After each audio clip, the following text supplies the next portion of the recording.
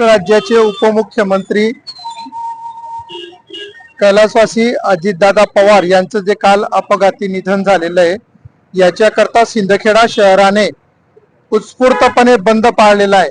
लोकनियुक्त नगराध्यक्षा कलावती माळी, गटनेते राकेश भाऊ माळी, सर्व नगरसेवक आम्ही आवाहन केल्यानंतर, विनंती केल्यानंतर सिंदखेडा शहरामध्ये दादांना श्रद्धांजली म्हणून नागरिकांनी उत्स्फूर्तपणे बंद पाळलेला आहे। सर्व नागरिक या दुःखामध्ये सहभागी आहेत।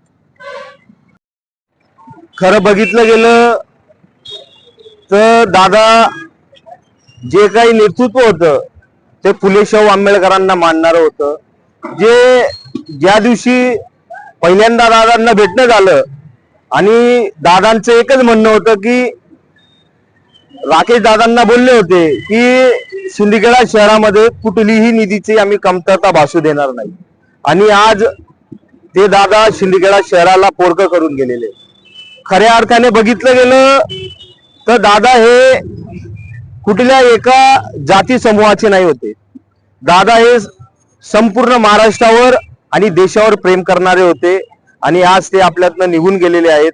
आणि सिंदखेडा शहर व वंचित बहुजन आघाडी असेल, आंबेडकरी जनसमुदाय असेल व सिंदखेडा शहरातील सर्वच ग्रामस्थ असतील, त्यांच्या वतीने मी श्रद्धांजली अर्पण करतो।